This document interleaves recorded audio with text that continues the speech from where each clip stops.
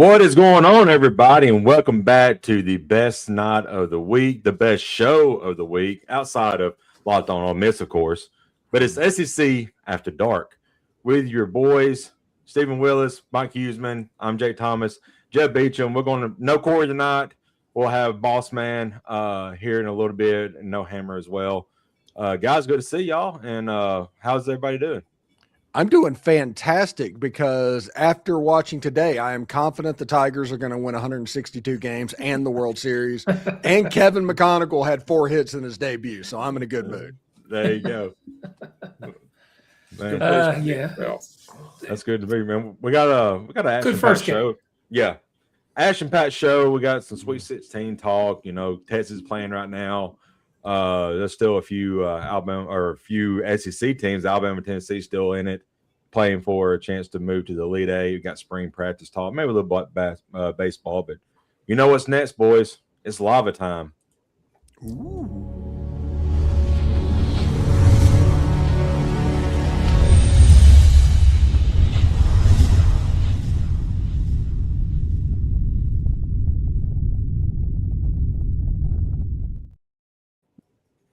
That lava is special. Ain't nothing like it. That is special. Yeah, it is. And I tell you what, the NCAA could not be more happy from what they got on the first night of the Sweet 16. Yeah, that's a good point. Yeah.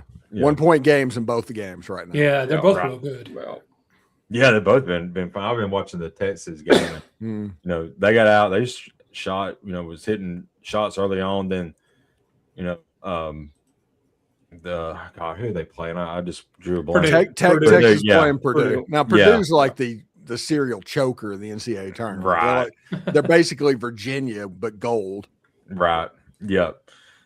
Purdue got back in, then Texas kind of went on another run. It's just been a fun game. I ain't watched any of the other game, Nebraska and Iowa. How's that been going?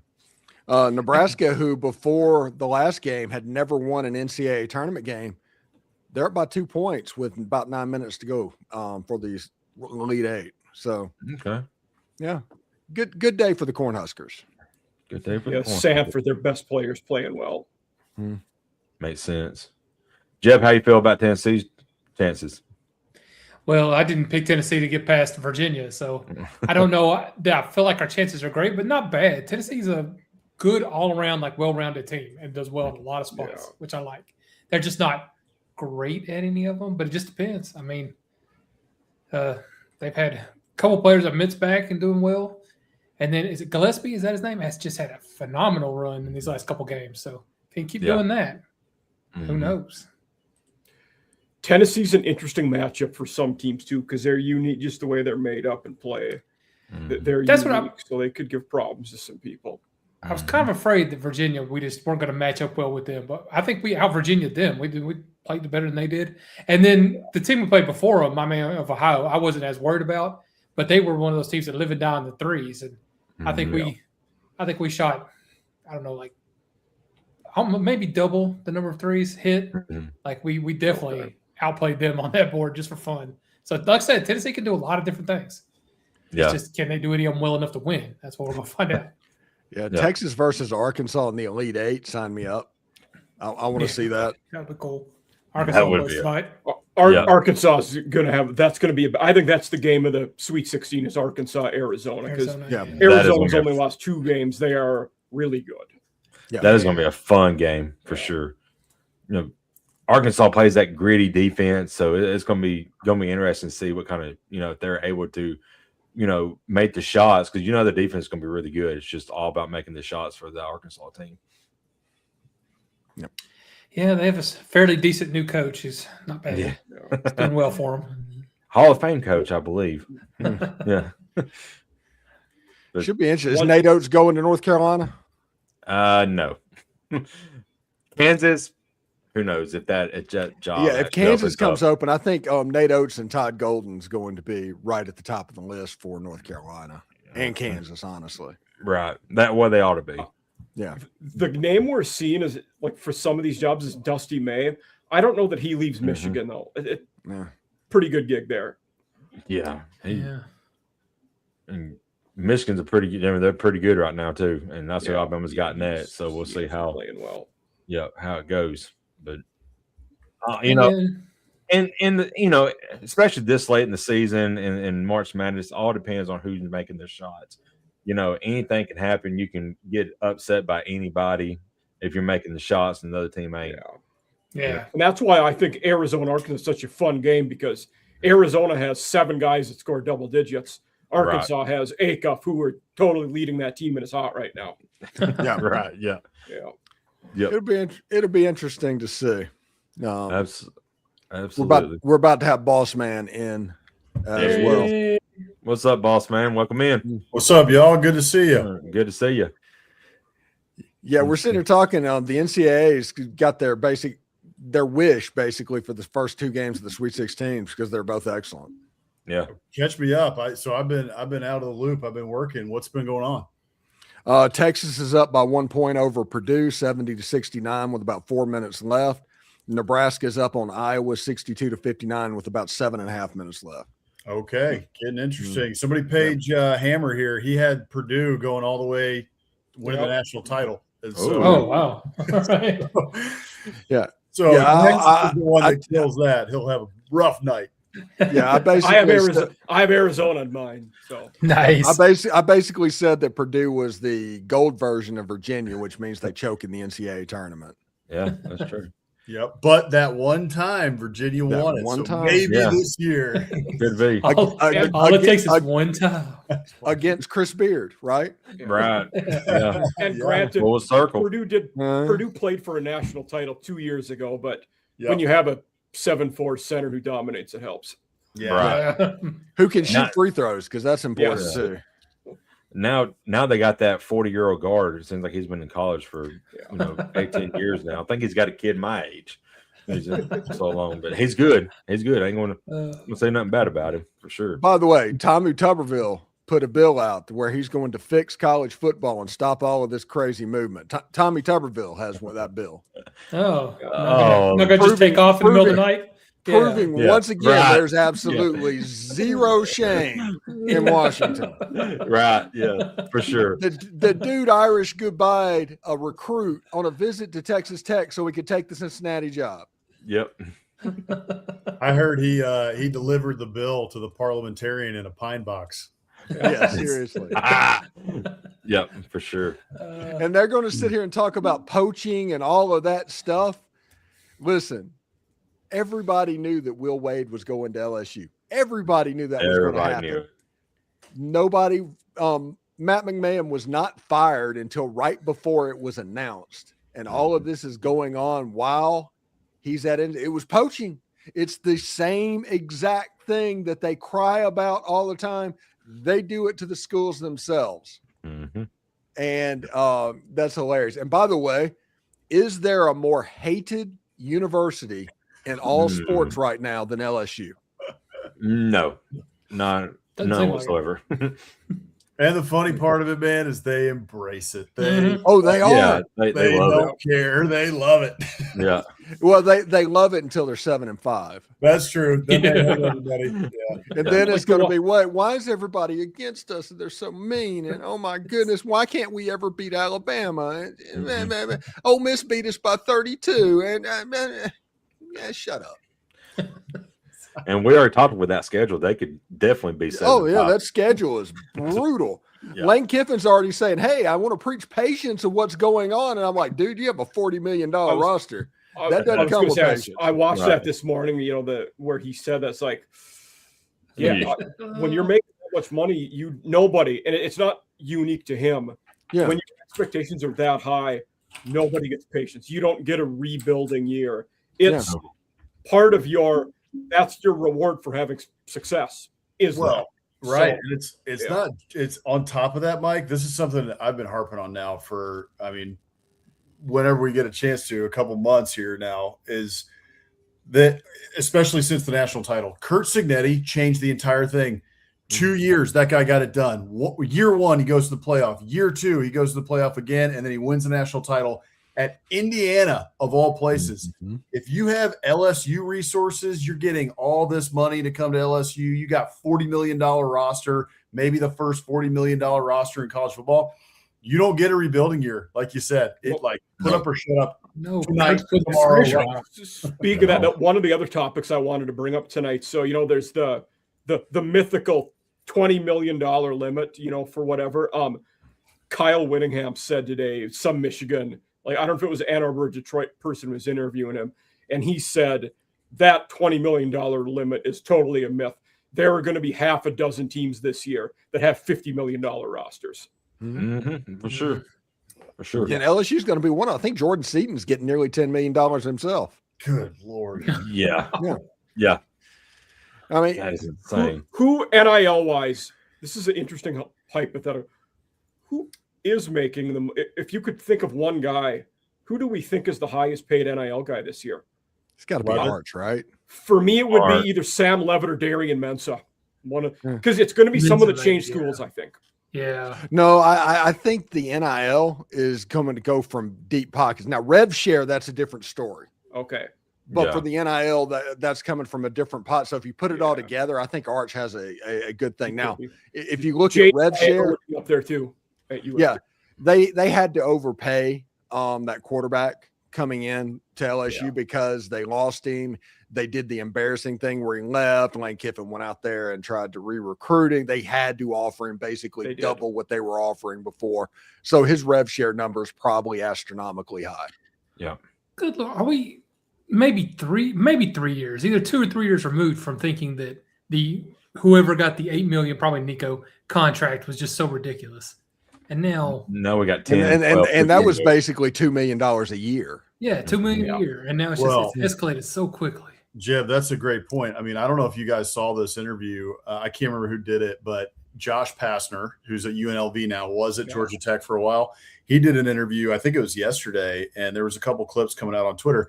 He was talking about, he was regretting his time at Georgia Tech about they had two players. They had, I think it was the ACC Player of the Year and also ACC Defensive Player on the Year on the team that Georgia Tech won the ACC, I think, tournament championship with. And that team won, and it was the first year. The next year was NIL gets put into place.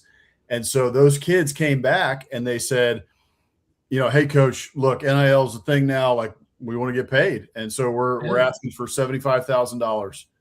75,000. 75,000. Both two players, 75,000.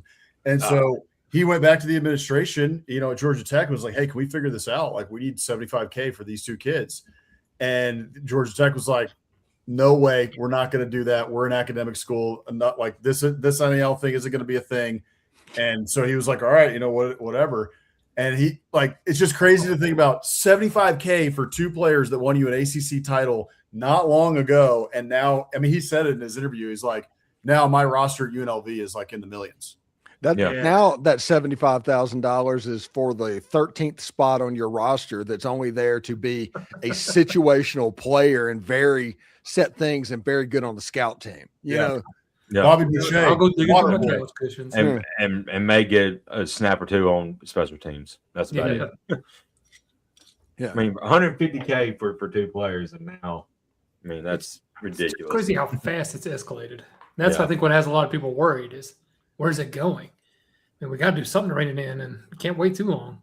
Well, and that's something I brought up too at some point, Jeb, is like I might have brought it up on here, a couple of weeks ago, is like at some point, if we continue to escalate to these astronomical levels where we're talking, it's not sustainable.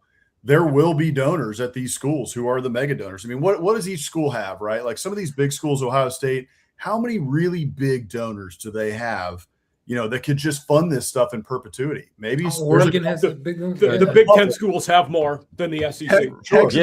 Texas, SMU, and AM have about 25 at a minimum. Texas Tech, same way. Even still, though, like I think that you're probably going to have some of those guys fall away to just be like, why are we funding $50 million rosters every year for what return?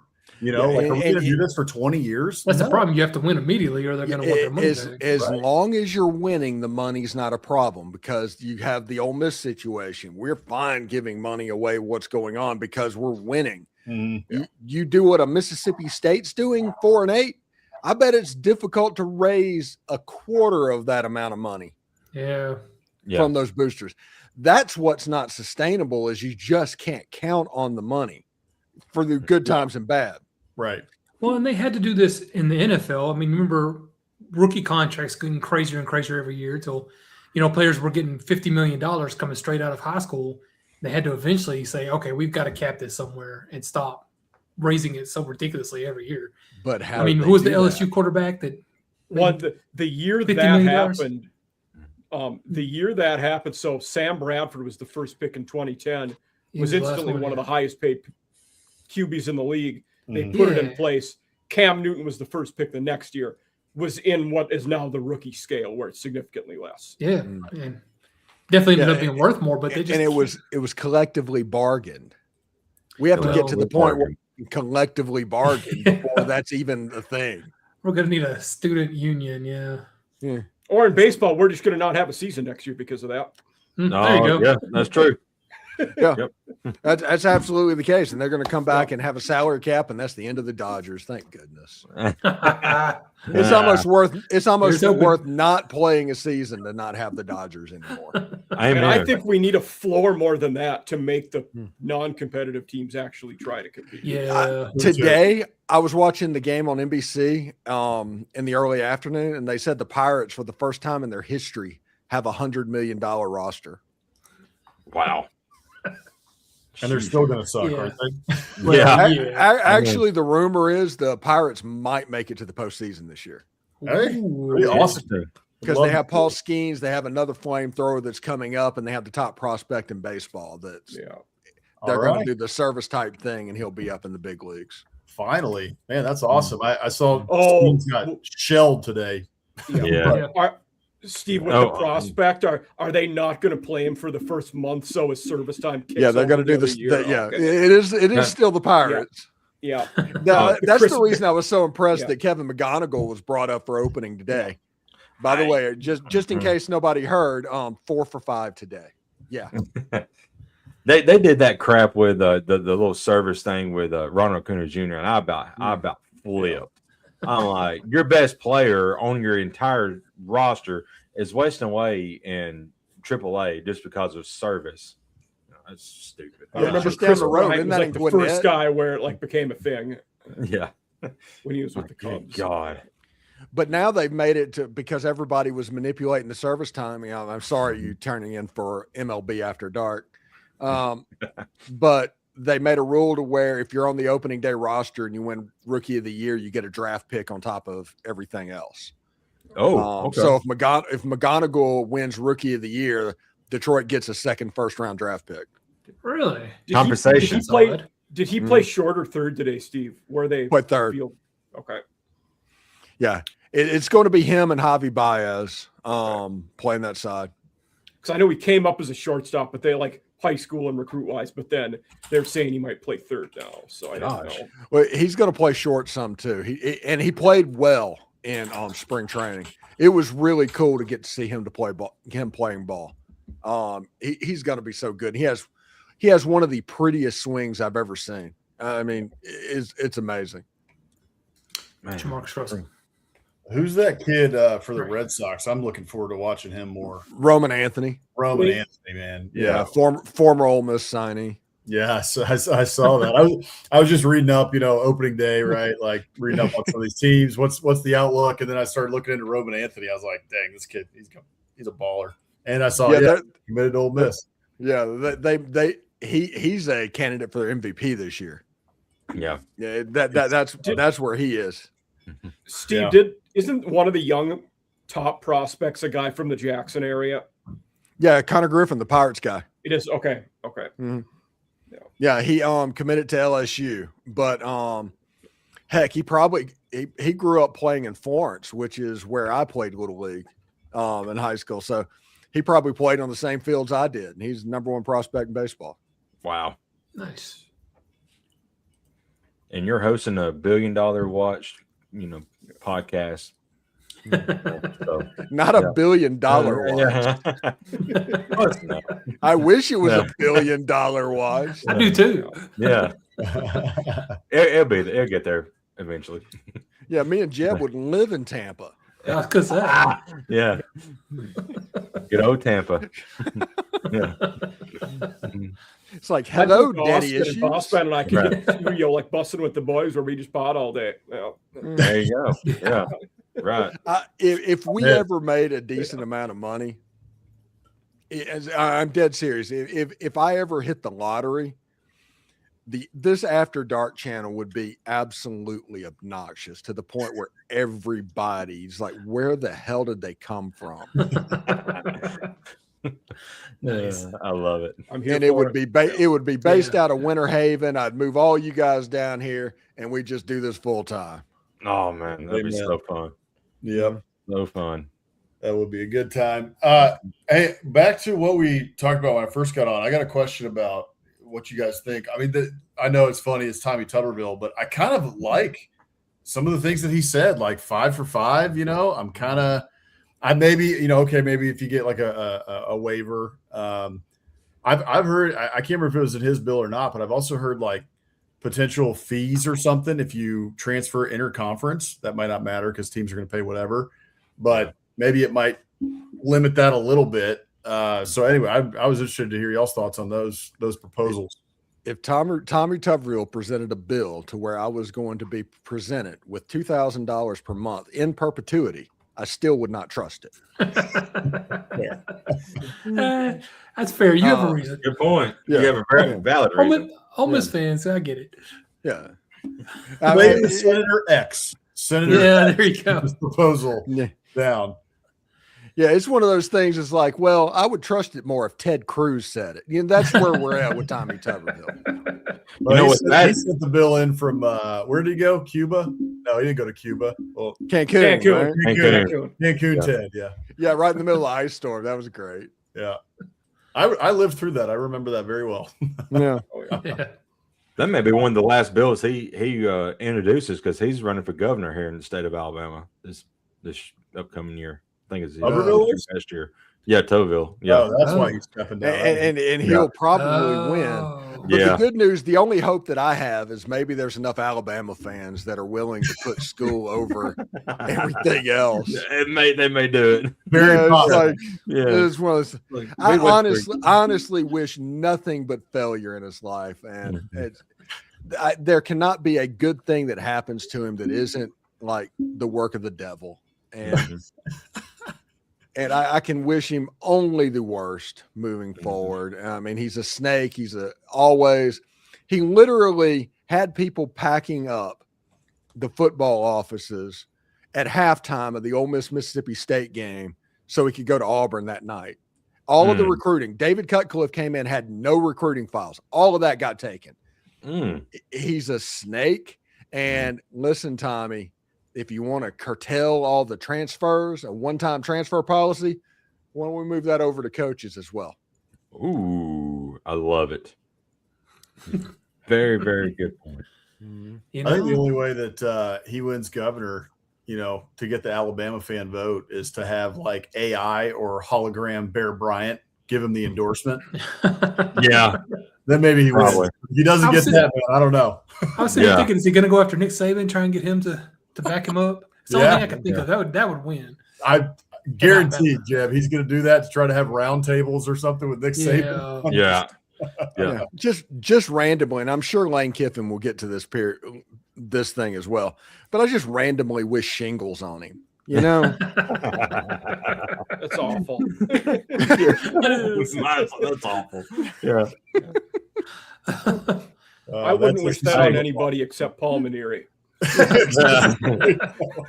Welcome to the SEC. Now we're back. This is SEC After Dark. That's right. Yeah. Oh, we're free, everybody. Things are looking up now in Gamecock baseball. Somebody, I was on the SEC Squad show this week, and the Locked On Gamecocks host was there, and he's talking about Paul Maneri has forgotten more about baseball than I'll ever know. And I was like, well, he has. Yeah. My thing with him, and at the time I loved the hire. Then this last weekend in Boston, you guys talked about it last night. It's like, this 80 game stretch isn't gonna, cloud my career and get in my way. Basically, it's all the fans' problem. Just trashed everybody. Trashed everybody. Like, wow. here? Yeah. It was a university fan, like everything. Just didn't give me enough time, not patient enough, everything. Yeah. It was everybody else's fault. And that's when you know, like, man, this was not right. He's going down the Hughes freeze. You know, it's like, dude, blame everybody else. They won 2 titles in a row like a decade ago, and you had a losing record 2 years in a school where that shouldn't happen. Yeah. And I get, look, these guys who have made it to this level, like, you've got a big ego and everything, but it's very odd to me, even if something like this doesn't work out, as like a 60-year-old something man, who has a great career behind you, 100%. Like, you can, yes, he does have a good career behind him, long time in the sport, etc. To then, like, be in that stage of life and just, what, it didn't work out, to come out and then just start bashing everybody, which typically, by the way, is completely against what you tell your players in a locker room. For, like, that's not what you teach people. So then to go out after that happens to do that, I don't know. I think it just says a lot. There was no self-accountability in the way he handled that last press conference. Like, oh, come on. Yeah, come on, man. Yeah, it's like, okay. And at his age, with his success, it's time for me to step away, guys. The program's in better hands now. I appreciate my 1.5 years here. Good luck.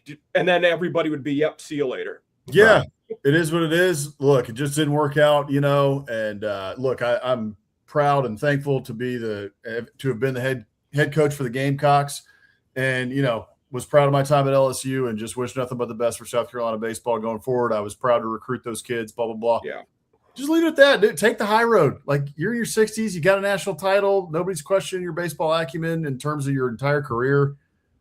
Right off into the sunset. Like, why are you bashing everybody and throwing everybody on the bus on your way out? Right. Yeah. And this is I was talking to Chris Marlowe, Locked On Gamecocks. Mm-hmm. One of the first things he did was cut down the off-season days of lifting and all of that stuff from 4 days down to 2. And then once the season started, it's like, we're just not strong enough. We're not fast enough and all of that. And it's like, man, what? Who saw that coming? I wonder why. That's a direct line to that. Yeah. Like, Nothing else we could have done. Yeah, I don't know. It's one of those in a long line of hires that, schools get sucked into, where you get, there's a guy whose name's on the tip of my tongue, and it's not coming to me necessarily, but, guys who won a national championship previously, who then some schools like, oh, we got to hire this guy. He's going to bring that magic back to, what we're doing here. Let's pay him a bunch of money to do that. And then it doesn't work out. Maybe he might have coached at Texas A&M. I can't remember his name, but there's many coaches like that. Mm-hmm. You're talking about Gene Chizik, right? Yeah. Oh, Chizik, sure. Yeah. Yeah. Or maybe Fimbo Jisher. Bimbo Jish. I'm sitting there, it's like, I don't know how I forgot it. He makes too much money to be forgotten by anybody, and I completely forgot about him. Maybe that's because he's not picked on weekly by Lane Kiffin. Mm-hmm. And based on how Jimbo has acted since A&M let him go, I think he's okay with being forgotten. I think he just wants to do his own thing and collect that check, and he's probably living his best life right now. I mean, he's at the ACC network. He has said a couple times he would get back into coaching, and he's interested if the right thing popped up. However, and I've said this ever since he got let go, is, folks have floated all these different jobs. I only think that he would take one at the high D1 level. If we're talking about a Big 12 or an ACC job or something like that, he's coached at major schools. He's not going to take a smaller job. I would be curious if Norvell gets the axe, if he's in the mix for that job again at Florida State. Ooh, that would be interesting. He mended a lot of those fences last year. It was Freddie Stevenson and one of the other Seminoles from the 13 team won the title. They do a podcast, and he was on there, and he said, it was the best place in my career. I never should have left. Sometimes you leave places for the wrong reason, and it's just not. Grass isn't always greener. Yeah, exactly. Yeah. It's the Scott Frost thing, right? Exactly. Yeah. If he would have stayed at UCF, he could have won 10 games there in perpetuity. He went to Nebraska. He got way too personal. He won it so hard he turned into Gossamer from Bugs Bunny. He's like, I love you, and just squeezing him to death. Yeah. Yeah. And he was too tight holding on for himself to be good. And he struggled. FSU, I would honestly be surprised, and really that's because I have an aunt who went to FSU, and she's a diehard. I mean, War Chant recruited, like she's followed it all. She follows it very, very closely, and they hate Jimbo Fisher. The fan base, they still can't stand him, and it really, I mean, it's the way that it all went down. But also, if you rewind to, what was it, 2017, I think, or 2016, when that was all going down, that last year at Florida State with Jimbo was abysmal. It was very bad. That offensive line was terrible. It was his only bad year, really, there, though. Only year, that's true. But it was still like the fan base was kind of getting a little annoyed, like a little fed up. And then that year happened, and it was like the perfect storm. It was like, we're done with this guy, and we're sick of it. And then the way that he left, he would still have to mend some fences with the fan base, I think. Yeah. Actually, that's a good point. Even if you've mended fences with some of the people there, the fans are going to be harder to win back over. Well, I've been on a team when the fans revolted against coaching hires. So, and here's the other thing about that is that, you know, you've got a few of those. Fan of team. What was Jimbo's big gripe with Florida State at that time? They don't give me enough resources. Yeah. They don't give me enough money. Everyone else is outpacing us in terms of facilities and money and buy-in and all that. And so all good athletes for him. Good to see you. So that's true. Aren't they dead right now? Let's go to right now. Like, if they fire Norvell, even still, like I think Florida State is going to be playing the catch-up game in terms of resources. Maybe, and they've never had a lot of even when Bowden was there and a legend, they were not paying their assistants well relative to the other top programs. Right. So I would be surprised. And the other thing, even this is on Jimbo now, is just Boilermakers win last second shot. Whoa! Wow. Bro, hammer saved by the bell. Yeah. You know what's interesting? You talk about Florida State being down. They are the number 3 school in the state of Florida now. Because they'll never have enough money to compete with Florida at the high level, and Miami is wealthy. Yeah, they're spending money. Yeah, they can legitimately play this game, and I don't think Florida State can right now, even because they're just such in a pickle at the moment. Ooh, Iowa beat Nebraska too. Is there a scenario? Oh wow! Where UCF passes Florida State? They are in the Big 12 now. They are the most populous school in America right now. They have over 70,000 students. Yeah. Mm-hmm. You would have to have. I don't think they have the donor base. I wonder there. You know, you talk about NILs and connections. Could they get one with Disney, which would be just a windfall if they could do it? I don't know. Central Florida. Which area are they in? Orlando. Are they in Orlando? Oh, okay. Yeah. Well, yeah, maybe then. Yeah. Well, USF is Tampa, right? So USF. Yeah. Orlando. Yeah. I was saying, I like USF better, but no, you're right. Once USF finishes their new stadium, they're going to be a problem. Yeah. Yep. I want to go see a game there. Yeah. To me, the wrought iron USF fence around the campus is awesome. Yeah. USF is a candidate for conference expansion. Yeah. When it happens. They'll be in the Big 12. Yeah. UCF. Having them and UCF together makes sense, being rivals. I don't think I have to look back. I don't know enough about UCF, but I feel like this was in USF. I think it's the same way. This is probably 20 years ago. They became very aggressive on expansion. It's just like, hey, the university enrollment, all that, it ballooned like crazy, along with the state of Florida, just the population growing. But I would be surprised if they ever took Florida State. I think it's going to take 10 to 20 years for that to happen, just because of the deep ties of Florida State. Like, Florida State football goes back to Bobby Bowden in the 70s, you know what I mean? Versus UCF and USF, it's just kind of a newer newer tradition, and also the same thing with their students and their alumni, right? Like Florida State alumni goes back a long way to caring about football. Yeah, that's fair. And the size of those schools has not been the same, nor is the buy-in to football. And also, there might be 70,000 students at Central Florida, but most of them are transient. Right. That's fair. That is absolutely true.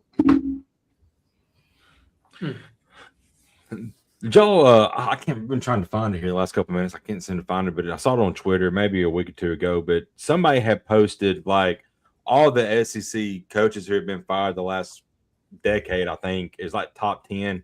Auburn had 3 coaches on there. So Yellowwood is putting out a bunch of money for them just to be, mediocre. And if Golish is, which I think Golish can probably win 8 to 9 games there, but if they fire him, my gosh, that's 4 on the books for him. So they're not mediocre. They would pray for mediocre right now. They would. That is true. So would Arkansas. Mm-hmm. Yeah. But hey, Arkansas took clocks off the walls in the facility, so they're going to be fine. Yeah, good. Smart. Very smart. Yeah. So it's like a Las Vegas casino now where there's no concept of light outside or time. Right, yeah. No, take the clocks down. You're going to be fine. Arkansas has everything in control. No more looking how much longer we got to practice, how much longer we got to lift weights. Just go out there and do it. Goodness. Hey, Coach, I got class at 2. What time is it? I don't know. Yeah. Yeah, right. It is shut your mouth 30. Yeah. We're going over an inside zone. We saw the film. Y'all don't know how to run this. Oh my gosh. They don't know how to play defense either, so they got a lot of film session there. Listen, I was the 7th best coach in the American Conference. There's a reason Arkansas hired me. Clock's coming off the wall. I know that we all take hate online for a multitude of things on Twitter. I'm going. I've been taking some lately for that exact thing, Steve. This dude, one of my articles for Farrell, just going at me because I liked the Golish hire more than Silverfield, and he was an Arkansas guy. But I like, how can you say Silverfield's such a better coach and he won in a tougher spot? Like, dude, he took over a 12-win team and never got that many wins. Right. Golish took over a team that won 4 games in their last 30 and never lost less, won fewer than 7. We're not on the same playing field here, people. Yeah. I think Golish is a really good coach for sure. He is. And it's going to be nice to see. We like to poke fun at Auburn because, right. But they're going to be competent offensively this year. Right. Defense may be a struggle, but offensively they're going to be good. And I don't think neither of them, but especially it's not a 1-year turnaround. Auburn has too many G5 guys to be that great this year, but I think he'll get them better. Yeah, they're going to contend for the American this year. Yeah. It is. I mean, it is wild when you think about where Auburn is. I mean, so the last time they won more than 6 games was 2019. Mm-hmm. And that was COVID year. No, 2019. That was before the COVID year. Yeah, 2020. That year also got the Gus Bus fired, if I'm not mistaken. Yes. That is right. Yeah, correct. So then the COVID year 2020, that was the first year of Harsin, right? Yes. So Harsin goes 6-5. So they were 6-5. No, in 2020 was Gus's last year. It was still Gus. Okay. Okay. Yep. You're right. Kevin Steele was the interim at the end of the year. Right. COVID tanked them. They got tanked during COVID, but the recruiting tanked at the end of that year. I remember that. Everyone's like, what the hell is going on with Auburn recruiting? Yeah. I know that because Auburn was the last win of the Will Muschamp era because they were 2-8 that year. Oh, wow. Okay. Good. Also known as Corey's twin. Yeah. Right. But that was their last winning season. Was the COVID year 6-5? That's rough. I wish I didn't know how that feels, having to rebuild from terrible coaching hires. God, I feel for them. And one of those years, it was either 2020 or 2021. They were playing Ole Miss. Auburn got gifted a touchdown that was touched by a player that they said it wasn't. that ended up should have been a touchdown for Ole Miss that would have won the game. Oh wow. One of those 2 years that happened. I think that was the 2020 year because 21, y'all got it. Well, no, 21, Auburn beat Ole Miss too, 31-20. One of those is in Oxford. No, it was in 2020. It was the 2020 game because 2021 was the Matt Corral got hurt game. Yeah. In 2020, they won by a touchdown in Oxford early in the year. Yeah. Well, in 2020, my team was being coached by Jeremy Pruitt, and it only makes me hate Alabama that much more. That makes me want a Big Mac. Sorry. Yeah. Have y'all tried the new Archburger yet? Actually, I have. It was not bad. I haven't, but I heard they are good. Yeah. I heard. Is there an NIL deal for that? Because if there's not, McDonald's is dropping the ball there. Yeah, they could be. There should be. Yeah. Hey, speaking of another guy who's got Florida State ties, maybe Jeremy Pruitt gets the Florida State job. That guy should never get another chance to be a head coach. He's so bad. An assistant somewhere now, ain't he? Just like an analyst or something. Great defensive coordinator. He might be an assistant at the local golf course. Let's see. Yeah. I thought he got like an analyst job somewhere. There was a rumor that was going to happen. South Carolina, wasn't it? No way. No, I didn't think so. No. So the last time Wikipedia has it, the last time he was a senior defensive assistant for the Giants in 2021. Yeah. Oh, that was the year after. There was a rumor. I know he's been a high school coach down in Alabama. I forgot what school it was for. He was a high school coach, but there was a rumor he was. I was wondering if I was thinking Maryland for some reason, but I don't. Yeah, something like that. Something weird. Was there kind of show cause on it? That would surprise me. I mean, Maryland with Jacksonville State. Yeah. Oh, really? So that's funny you say that because when you said with the Florida State ties, Charles Kelly's another guy with FSU ties and is doing very well at Jacksonville State. Right. It's very interesting because there are not superstars right now like there were 5 years ago. No. So it's more of a coin flip than it ever has been in coaching search. Like Will Steins, although he feels like he might be a little bit gimmicky right now, but he still is an up and comer that people thought well of. Who's that guy now? You know, who I guess Charlie Weiss Jr. Yeah. I mean, the roster isn't as plush as it was when Nick Saban was running his rehabilitation clinic. Yep. Yeah. And maybe that's because with having less patience for head coaches, you shuffle guys in jobs more. You don't get time to develop as long as an assistant like that. Yeah. You don't get 4 years, 5 years anymore to rebuild a program. Yeah. That guy, Jerry Neuheisel could fit that bill. Yeah. Yep. Now at Northwestern. Yep. Yeah. Glenn Schumann.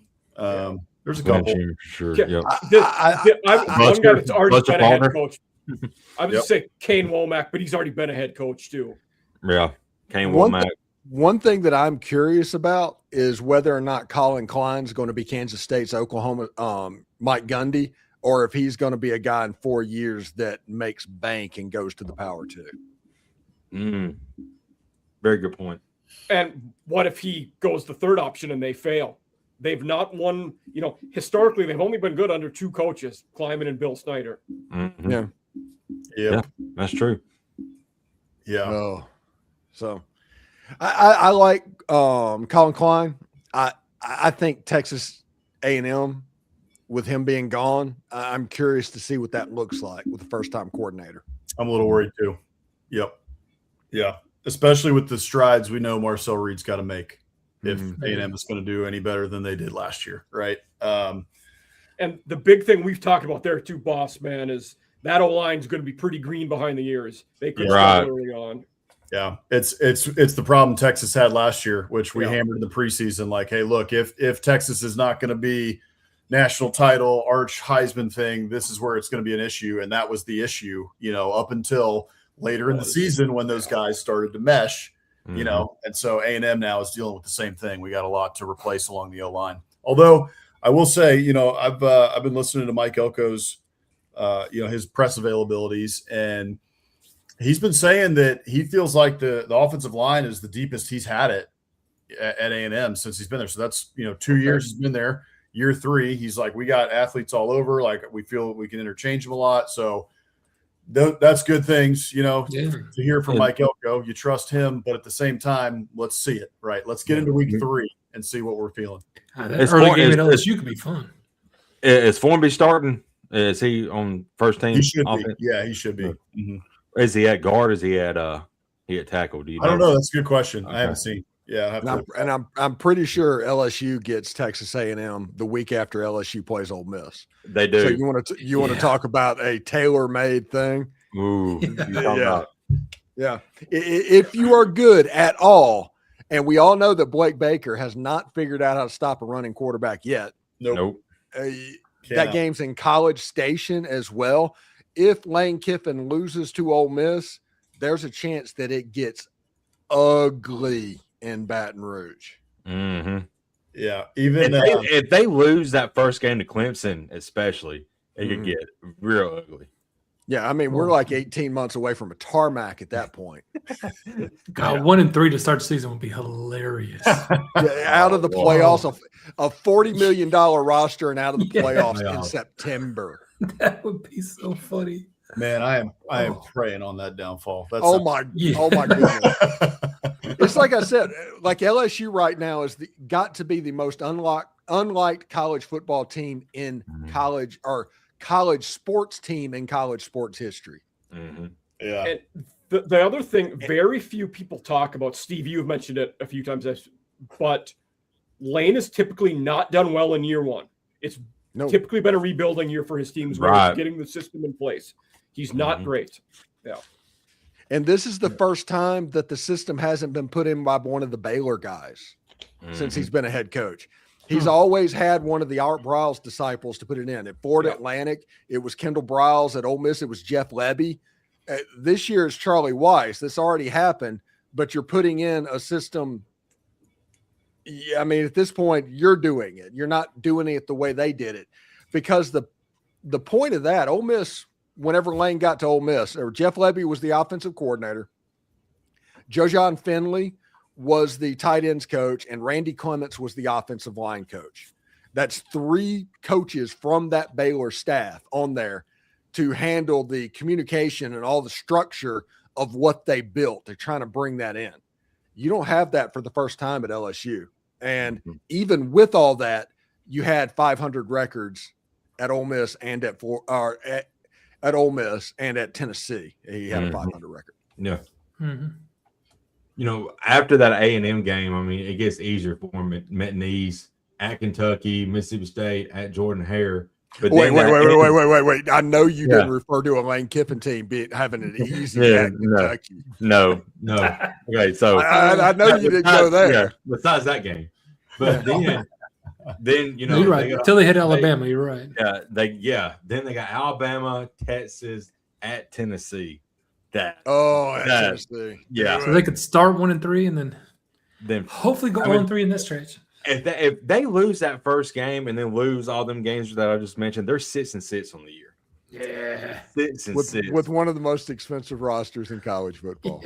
Hey, we've seen this before too in other sports. I mean, hey, how many times did the Yankees have the highest payroll in baseball and just fall flat on their face? 72 and 90 years. Yeah. Yeah. Right. Yeah. Oh, yeah. It can happen. It can happen. And Clemson's going to be better than they were last year. I don't think title contender worthy, but that roster is too talented to regress as much as they did last year. I think similar to the Gamecocks in some ways, like being the rivals, but both teams were way worse last year than they should have been. I think you improved to the mean a little bit this year. Yeah. What's the date on Chandler Morris? His injunction. I saw that a couple days ago, actually. Have you seen what their case is that they're going to the NCAA with for his appeal? No. So he's going for a 7th year, and the year in question, he played in a 5th game. It was the year at TCU. He got hurt. He was a starter at first. He got hurt. then Max Dugan came in. It was the year they went to the national title game. He's saying he played in more than 4 games because if he would have sat out after being healthy, it would have hurt his mental health too bad. So he had to play a little bit to keep his mental health better. Yeah. I like it. Listen, we all know about Dabo's temper tantrum that he threw, all of that. But I genuinely think that Chandler Morris is going through all of this so he can be Clemson's quarterback next year. 100%. Yeah, I agree. Because that Vizina, the one that's the number 1 now, is not good. We saw him play last year when Klubnik was hurt. Yeah, they bring in Chad Morris, a chance to play with your dad. He gets the injunction he will be the quarterback at Clemson next year. Yeah. That's like the equivalent of, hey, I need an extra year because I fell off my bike and I scraped my arm. And so I couldn't play for the whole year. I could have played if I wanted to, but I couldn't do it. So it's amazing. You know who's not playing again? Oh. TJ Finley decided he's entering the draft and not going to go to Incarnate Word. That's just because he qualified for Social Security. Yeah. The crazy thing is the Chandler Morris thing is kind of laughable, and everybody was making fun of the Trinidad Chambliss thing, trying to make it into that type of situation, and it was never that type of situation. No. This Chandler Morris thing almost feels like a what's the word for lawsuits that are like garbage that's just being thrown out there? That's kind of what it feels like. Frivolous lawsuit. Frivolous, yeah. I would agree with that. Yeah. But he might win if the judge that he picks in Virginia is a Virginia graduate and he assumes that he's going to be there. But I'm telling you, the hilarious thing could be is he qualifies and they pass the ghost transfer thing. Yeah. To where you could be punished for taking a ghost transfer. And then Chandler Morris is just kind of stuck with like Bo Pribula and like they have quarterbacks all now you have Virginia with one of the top 5 QB rooms in the country because you have Chandler Morris, Bo Pribula, Eli Holstein, all there. Right, all about playing time. I don't know when they decided they were going to take football seriously. They go through these ebbs and flows of we really care and we don't care at all, and there's nothing in the middle. They're one of my teams that I think they regressed this year, though, because last year when the win totals came out, I was smashing the Virginia over because their schedule was so weak last year. And in year 3 of Elliott's, like they're obviously going to be – I didn't know they'd make the conference title game or be that good. But I do think they regressed to some extent this year. I agree. They're also staring at the James Franklin monster that he's about to build in Blacksburg. Yep. That's not a joke. Keep an eye on that. It was I think, in my opinion, look, I wish him luck. I love going back and seeing friends who were in Charlottesville who went to UVA, but it's been a long, tough road. And last year, other than 1 year or 2 years under Bronco Mendenhall, that they were good, it's been 20 years of pretty rough. And Virginia Tech has owned that series in that whole time span, except for last year. And so now I think with James Franklin back, I think your time is now up. Right. Again. Yeah. Again. As long as zero game, though. What's that? What's up, Mike? I was saying we got the week 0 game, though. Virginia, NC State, Rio in Brazil. Week 0. Oh, wow. Okay. Yeah, James Franklin probably owned that series with Virginia as long as Virginia doesn't have like a number 10 by their name. If that happens, James Franklin has no chance. But as long as Virginia is unranked, he will handle what's going on. Yeah. And UVA is a tougher schedule, too, because they got non-con. They got West Virginia at the Panther Stadium in Charlotte, and they're going to be better in Rich Rod year 2. Yeah. It would be it'd be fun to see UVA sustain. I think part of what happened with UVA is one, Tony Elliott changed his philosophy a little bit. Like he was going heavy recruit and then supplement with like 20% portal. Last year it was like, to hell with it. We're going like 60% portal. They portaled in everybody, and they just went for broke. And he did a similar to Signetti, like try to get upperclassmen kind of thing, and it worked. And so we'll see if that was lightning in a bottle, or if they're able to sustain it. I mean, it's fun when UVA is good. I mean, they're a traditional, not a power, but a good program. Yeah. And they were, when I was growing up there, when Al Groh was the coach, they were fun. They were top 15 every single year. Mm-hmm. And so to have them not be good for so long has been rough. I think what happened is in part, so Tony Elliott changes his philosophy a little bit and is, kind of catches lightning in a bottle, gets Chandler Morris in, year 6 does great. And then the other part of it is I think UVA is looking at when Tony Bennett leaves, right? The basketball program. We don't know what's going to happen with that. We have no idea if they're going to be good. They were good this year, so they made a good hire. But at that time, it was shaky. And then you've got all this kind of realignment stuff, Super League, who knows what is really happening. And what does UVA continue to hear? It's like, well, maybe they get into that. Maybe they don't, right? Like, are they really good enough, football-wise or athletics-wise? They're great at lacrosse. Who cares? Doesn't make any money, So.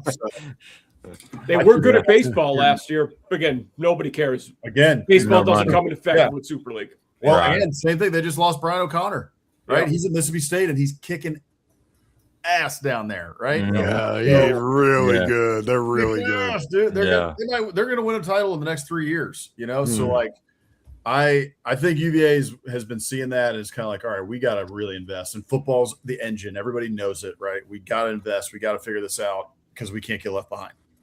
Yep. And the cool thing about it is the Tiki Barber era uniforms are starting to make appearances again. Mm-hmm. And that is something they've needed to do for a while. Mm-hmm. I agree. Yeah, those are awesome. Steve, just say, let's go back to the LSU real quick. If they win that first game against Clemson, that Saturday, September 19th matchup at Vaughn Hemingway Stadium, all eyes are going to be on that. You got to have, the primetime slot. You got to have all of that because it's going to be a huge game. Oh, it'll be a night game. I think game day is already reserved rooms. Okay, good. They better be there for that game. There aren't many big games that weekend. I looked at that slate already. Okay, and it's probably the biggest regular season football game that has ever happened in Oxford at that point because of all of that. Yep. And it's going to be nasty. It's going to be vitriolic. It's going to be a game that I don't come within 1,000 miles of, honestly. It's like, I do not even want to be there, but I'm sure there's certain people that do. Mm-hmm. And Ole Miss has more talent than LSU. Mm-hmm. That's the thing that you don't hear. They have a more talented team. Right. And they have the top quarterback in college football, the top running back in college football, and the top kicker in college football on their team. That's not something that you can say about Ole Miss every year. Mm-hmm. But they can this year. And it's up to John David Baker to keep the Ferrari between the lines. And it's up to the defense that Pete Golding recruited in the transfer portal to raise that level. Because if they do that, they're not going to lose many games because they're going to score a bunch and they're going to be hard to score on. And I mean, this is really high level football I'm talking right now. When that happens, you don't lose very often. Yeah, for sure. Yeah, it's going to be a fun season. I'm excited. Yeah. So, hey, one other thing before we get out of here, Tyler Fay, no hitter, man. Oh yeah. That's against Florida, and then Florida fans have an absolute meltdown because they got swept. Now they're like, they've been saying their coach is awful, and I don't know. People don't like him for some reason. I don't know anything about that coach. I just know that they cannot stand him at the moment. So anybody want to like me? Let know. He's one of those people apparently that tries to fight everybody. Okay, so it doesn't matter if you're with him, against him. If he will try to fight you. Okay, yeah, it is like a drunk guy at all times. Yeah, I think that's why. I hope you. I mean, it sounds like you got past it, but yeah, I think that's part of it. He was out in the off season for, I mean, he took that leave of absence. Rumors about what that was, who really knows? But I mean, if you're having to take a leave of absence, and it's not like immediately obvious that it's like a medical emergency in the family or something, right? It's like, what the hell's going on? It is interesting. I mean, SEC baseball right now, Mike, you put it in the chat the other day. 13 out of 16 teams in the SEC ranked, which is pretty incredible. But also just some of the like flip that's going on. You got LSU starts out the year number 1 or number 2, depending on the poll, out of the rankings and not playing well. Texas has lost. They're still way up there, but they've lost 2 midweek games to nobody's. Nobody's. Slosh is toast. You guys got rid of him at the right time, I think. Yeah, his career's over. Yeah, for sure. Yeah. Although, if you watch a Texas game, like their whole team have mustaches. It's like watching Magnum PI on repeat. Yeah. Hey, and let me say this: don't sleep on SEC softball either. They got some of them girls are really, really good this year. Absolutely. Shocker! Ole Miss got swept by Oklahoma. Oklahoma's still a juggernaut. Sweep everybody. Welcome to the club. Right? Yeah, pretty much. Yeah. No, it's fun though. I mean, Vandy too. Vandy's Vandy. I know. Well, Vandy just can't offer everybody a full scholarship, and everybody else can only do 11.7. Now that everybody can do scholarships, it's fair finally, and this is happening. Yeah. Corey's not happy. He's like, fire Tim Corbin. I was like, well, let's not go there. Come on, come on. One bad year in his entire tenure, he'll be fine. Right. He'll figure it out. All right. 2 minutes, Jake. All right. Well, this has been SEC After Dark with your favorite guys on Thursday nights. Boss Man, Stephen Willis, Mike Huseman, Jeb Beecham, and Jake Thomas. You can find us all right here every Thursday night. You can find Stephen on the biggest, it's worldwide now, I believe, probably global, Locked On Ole Miss. I mean, he's got like 14 million subscribers at this point. It's only 19,500. Okay, we'll get there. But, it's 8 million lifetime views. That's wow. That's nice. Yeah. Nice. There you go. So, Mike Huseman, All Season After Dark, doing a great job there. What did you got lined up this week, Mike? Next episode, we continue our tour of Conference USA. Got Sam Houston coming in next week. So, that'd be good. Probably Monday, Tuesday. We're looking at that. Tried really hard. You could get Phil Longo on your show. I would love to. Yeah. Joe, what you got lined up? Oh, wait. Hang on. Well, I'm having surgery next week, so I will not be on next week's show. Okay. Okay. Good luck with everything there. Hope everything goes well and everything. It's a small one. It's surgery 2.0. That's what it is. Yeah. The first one didn't work right, so we're going to try it again. Is this the one where they go in your leg, but to the arteries? To the heart. Yeah. Is this the one where they fixed the defect that you're a Tennessee fan or like? No. They're going to burn my heart, not my brain. Yeah. He's going to come out and say Texas is the real TUT. Yeah. Oh, God. If that does happen, just shoot me. Jeff's going to be on the following Thursday. I wish we would have hired Greg Schiano. Oh man! Man! Oh god! Butch Jones was a good dude. Yeah. He was building something here. Yeah, brick by brick. Yeah. Hey, doctor, you're a champion of life. Thank you for what you did. What we need is more garbage cans on the sideline. Yeah. Oh, y'all are funny. Good luck, Jeff. Good luck, Jeff. Yeah. No Hammer tonight, but we got Boss Man, one half of Biscuits and SEC. Boss Man, you guys are up to 78 episodes now, I believe. That's we are, incredible. So we're rolling. It's been a lot of fun, man, and we just keep building it. So, folks want to go follow us, check out our channel. It's at Biscuits and SEC on YouTube across all platforms. We have fun just putting out memes, all sorts of stuff. We got a newsletter that you can check out as well. Morning Biscuits newsletter. That's at biscuitsandsec.com/newsletter. And we're just having fun with it, man. We just love building it, love doing the show with you guys, and love college football, SEC football. So check us out if you're interested. Oh, and also we love Southern cuisine, biscuits as well. #1 podcast for people who love biscuits and SEC football. Yeah, according to it comes together. It comes Times together. Magazine said that. Yeah. Time Magazine said that. Yeah. Time Magazine said that. And I'm Jake Thomas. You can catch me on Bama After Dark too, and Todd Talk Live with my cousin Stacy. So we catch up on all the we broke down some videos about spring. Very interesting offensive line battle going on right now. We actually moved Michael Carroll back inside the right guard and have moved Javen James to right tackle. So we'll see how that goes and see if it plays out like that. Real quick before we get out of here, pick one: Mhm. Austin Mack or Keelan Russell. Keelan Russell. See y'all next week. Yeah. And together we are SEC After Dark. We will be back next Thursday night, barring any kind of madness happening. And hopefully we'll have a full squad back next week, minus Jeff. But anyway, thank you all for listening. We'll be back next week, same time. See you later, guys. Thank you, and good night.